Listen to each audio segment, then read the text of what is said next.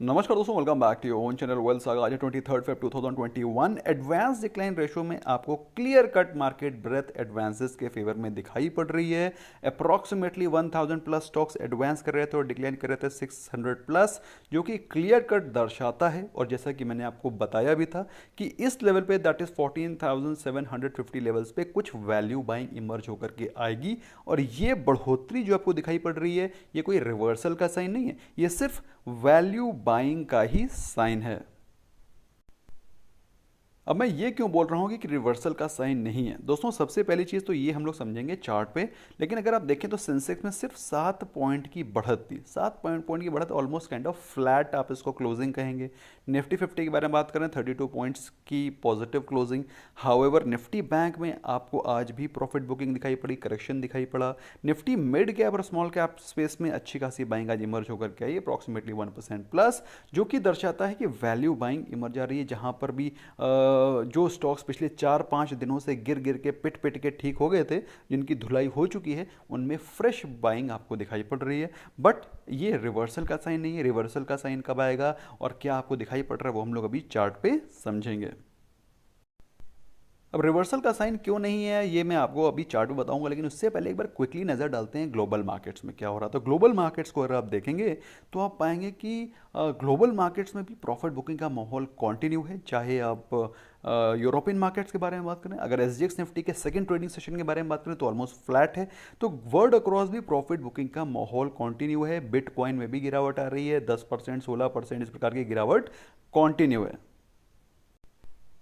इस गिरावट के बीच भी वैल्यू बाइंग इमर्ज होकर के आ रही है। कहाँ कहाँ पर आ रही है वो भाई, टॉप गेनर स्टॉक अगर हम लोग बात करें निफ्टी 50 के, तो Tata steel, Tata Motors, ONGC, Hindalco. अब इनमें सभी स्टॉक्स में स्टॉक स्पेसिफिक न्यूज़ है जो कि हम लोग आगे डिस्कस करेंगे। लेकिन उससे पहले एक बार क्विकली नज़र डालते हैं आज स्टॉक्स गिरे कौन से।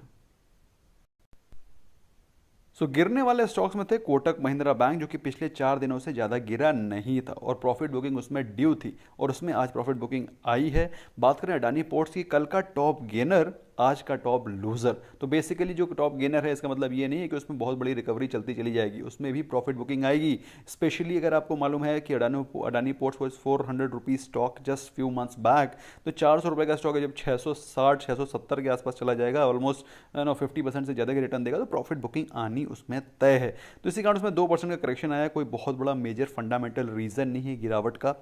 Maruti Suzuki, Bajaj Auto were the other top two losers of Nifty 50 today. दोस्तों मार्केट में गुड न्यूज़ क्या है उसको जानने से पहले एक बार क्विकली नज़र डालते हैं निफ्टी 50 और निफ्टी बैंक में चल क्या रहा है। दोस्तों ये निफ्टी 50 का डेली कैंडल का चार्ट, जिसमें हर एक कैंडल आपको एक दिन का सेंटिमेंट दिखा रही है। तो अगर मैं इसको एनलार्ज करूं तो आपको पर्सपेक्टिव और भी अच्छा क्लियर होगा। 5 दिन की गिरावट के बाद आज छठा दिन, 1 2 3 4 5, 5 दिन की भीषण गिरावट के बाद, और स्पेशली कल के दिन तो बहुत ही ज़बरदस्त गिरावट थी, अच्छी खासी प्रॉफिट बुकिंग नजर आई। इन 5 दिनों की गिरावट के बाद मार्केट ने 14,700 और 14,750 के बीच में एक बहुत ही सुंदर बाइंग जोन है, और वहाँ पर आपको फ्रेश वैल्यू इमर्ज होती हुई दिखाई पड़ती है उन स्टॉक्स में।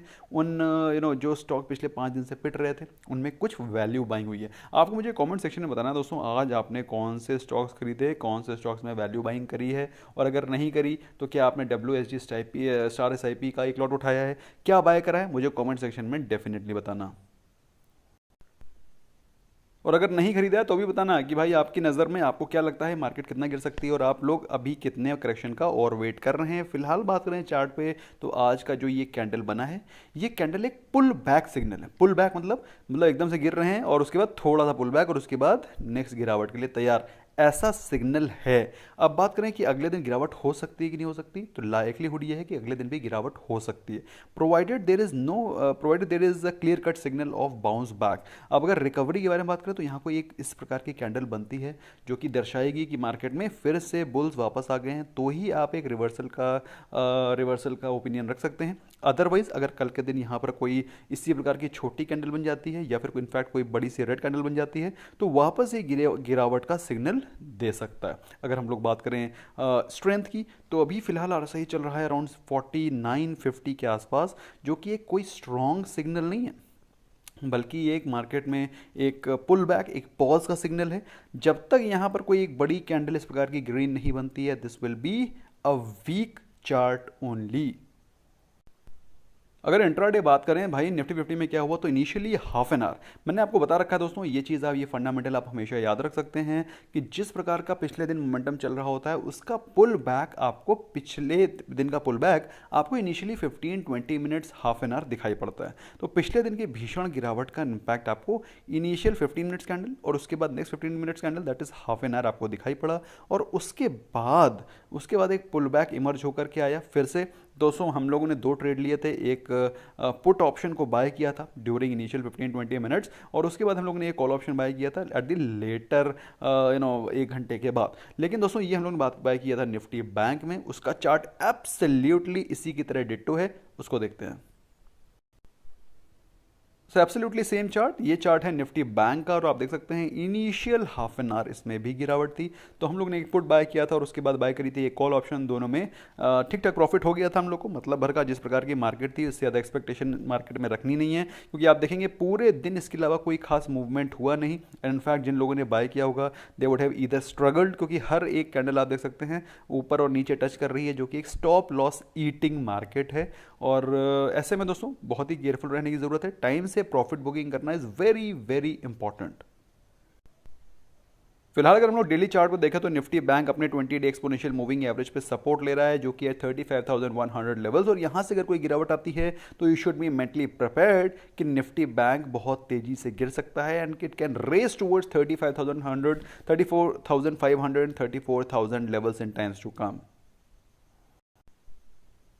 अच्छा, आज मार्केट में अच्छी खासी न्यूज़ भी थी, कुछ गुड न्यूज़ भी थी, उनके बारे में डिस्कस कर लेते हैं। सबसे पहली जो गुड न्यूज़ थी वो थी with respect to defence stocks. अच्छा, डिफेंस स्टॉक्स और डिफेंस की न्यूज़ को लेकर के मेरा बहुत ही स्ट्रिक्ट ओपिनियन रहता है कि हम लोग को ज़्यादा उसमें र्यूमर और ज़्यादा उसमें पढ़ना नहीं चाहिए। जो है भाई, जब देश की सिक्योरिटी के बारे में बात हो तो जो आपको इनपुट मिले उसको ले लो, पहली चीज़ है। ये सारी चीज़ें ज़्यादा उसमें डिस्कशन करनी नहीं चाहिए भाई। देखो, डिफेंस एक्विजिशन काउंसिल बेसिकली वो काउंसिल होती है जो कि डिफेंस प्रोक्योरमेंट, डिफेंस की जो आर्मामेंट है उनके प्रोक्योरमेंट के बारे में जो डील करती है उसे बोलते हैं डिफेंस एक्विजिशन काउंसिल। और उन्होंने अप्रॉक्सीमेटली ₹13,700 करोड़ के डिफेंस के एक्विजिशन के बारे में बातचीत कही है।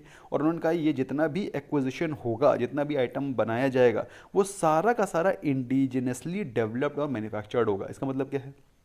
इसका मतलब ये है कि जितना भी प्रोडक्ट खरीदा जाएगा 13,700 करोड़ का, वो सारा का सारा इंडिया में मैन्युफैक्चर होगा। मेक इन इंडिया प्लान को ध्यान में रखते हुए, आत्मनिर्भर भारत को ध्यान में रखते हुए बनाया गया। तो this is a great great news specially for दो स्टॉक्स जो कि डिफेंस इक्विपमेंट मैन्युफैक्चर करते हैं, which includes L&T, which includes BEL, which includes to some extent BEML, इसके अलावा मिधानी। और इसी प्रकार के जो डिफेंस रिलेटेड स्टॉक्स हैं, they are the direct beneficiary of this approval.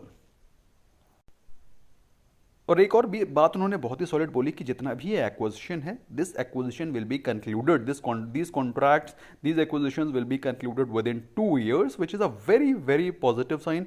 2 साल के अंदर मेरे हिसाब से बहुत ही अच्छा एग्रेसिव कंक्लूजन ऑफ कॉन्ट्रैक्ट्स कह सकते हैं, या फिर कंक्लूजन ऑफ एक्विजिशंस कह सकते हैं, बहुत ही शानदार तरीके से हो रहा है। इसके अलावा दोस्तों एक और भी न्यूज़ थी जिसके कारण आपको स्टील स्टॉक्स में कुछ दिनों से तेज़ी नजर आ रही है, पिछले 2-3 दिनों से। उसका रीज़न क्या है कि गवर्नमेंट ने एंटी डंपिंग ड्यूटीज़ कंटिन्यू रखने के लिए कुछ स्टील आइटम जो कि चाइना से प्रोक्योर करके इंडिया में डंप किए जा रहे थे, उसके अगेंस्ट प्रोब स्टार्ट कर दी है। बेसिकली चाइना का तो आप काम समझते हैं, अच्छे खासे सस्ते सस्ते प्रोडक्ट बना देना, क्योंकि उनके पास मैन पावर की कमी नहीं है, टेक्नोलॉजी की कमी नहीं है, और बाय द वे उनके पास उनका मिनरल रिच कंट्री है।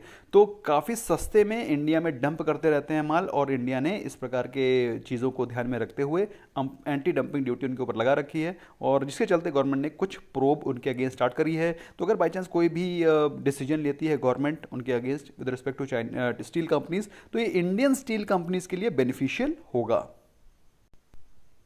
इसके अलावा दोस्तों एक और डिफेंस रिलेटेड स्टॉक की न्यूज़ थी, डिफेंस रिलेटेड न्यूज़ थी, स्टॉक नहीं, अर्जुन टैंक, जो कि अराउंड 6,000 करोड़ का प्रोक्योरमेंट था इंडियन आर्मी के लिए, वो भी गवर्नमेंट ने क्लियर किया है। Again a positive news regarding InterGlobe aviation. InterGlobe aviation ने दुबई एरोस्पेस से टाई अप किया है 7 एयर बसेस को लीज करने के लिए। तो आपको मालूम होना चाहिए inter globe aviation approximately 25 new flights को शुरू करने जा रहा है। अब उसके लिए उसको एसेट्स तो चाहिए होंगे, तो उन एसेट्स को बिल्डअप करने की कोशिश हो रही है। और आपको मालूम होना चाहिए, मैंने कुछ दिन पहले आपको बताया था कि inter globe aviation has even gained more what do you call space in aviation industry.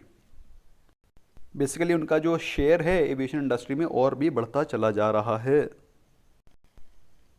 इसके अलावा बजाज ऑटो में एक और स्पेसिफिक न्यूज़ थी दोस्तों कि बजाज ऑटो ने न्यू पल्सर 180 लॉन्च करी है, जिसका एक शोरूम प्राइस इज़ 1.08 लैक्स। तो बाइकर्स के लिए अगेन अ गुड इन्फॉर्मेशन। अच्छा, टाटा मोटर्स क्यों भाग रहा था उसके लिए भी स्टॉक स्पेसिफिक न्यूज़ थी दोस्तों। अशोक लेलैंड और टाटा मोटर्स जो कि बस मेकिंग में रोल प्ले करते हैं, तो तमिलनाडु गवर्नमेंट ने अप्रॉक्सीमेटली 12,000 न्यू बसेस को एक्वायर करने की बात कही है आने वाले समय में। तो जो मेजर बेनिफिशियरीज होंगे वो हैं Ashok Leyland and Tata Motors, specifically Tata Motors, क्योंकि टाटा मोटर्स इलेक्ट्रिकल व्हीकल्स की तरफ भी रुख मोड़ रहे हैं। तो इसके कारण Tata Motors is one of the major beneficiaries. दोस्तों बात करें नॉट सो गुड न्यूज़ की, तो सबसे पहली नॉट सो गुड न्यूज़ ये है कि 45 चाइनीज़ एफडीआई प्रपोजल्स जो कि चाइना ने इंडिया में एफडीआई करने के लिए इंडिया में भेज रखे थे, वो अभी भी पेंडिंग हैं और अंडर स्क्रूटनी चल रहे हैं। तो देखा जाए वैसे ये तो एक पॉजिटिव चीज़ है कि भाई चाइना का जितना कम इंडिया में एफडीआई है उतना बेहतर है। लेकिन दोस्तों अदरवाइज़ अगर बात करें तो ये जो इस प्रकार की न्यूज़ होती हैं वो दो कंट्रीज़ के बायलैटरल रिलेशंस या फिर दो कंट्रीज़ के डिप्लोमेटिक रिलेशंस को हैम्पर करती हैं। तो बेसिकली एक दूसरे के रिश्ते में खटास पैदा करती हैं। अदरवाइज़ तो देखा जाए तो ये न्यूज़ पॉजिटिव ही है, लेकिन आपको पता होना चाहिए। अब आपको कैसा लगता है दोस्तों, ये न्यूज़ पॉजिटिव है या negative? Do let me know in the comment section. So that's all from my side friends, thank you so much for giving precious time. इसके अलावा दोस्तों मैंने आपके लिए इंपॉर्टेंट लिंक्स डिस्क्रिप्शन में डाल रखे हैं, चाहे वो इंपॉर्टेंट बुक्स हों, चाहे वो इंपॉर्टेंट वीडियोज़ हों, और चाहे वो इंपॉर्टेंट डीमैट अकाउंट ओपनिंग के लिंक्स हों, सारे के सारे डिस्क्रिप्शन में हैं। Free of cost account opening है in case if you open through our link. Of course you get benefited from our side as well. Bye bye for now.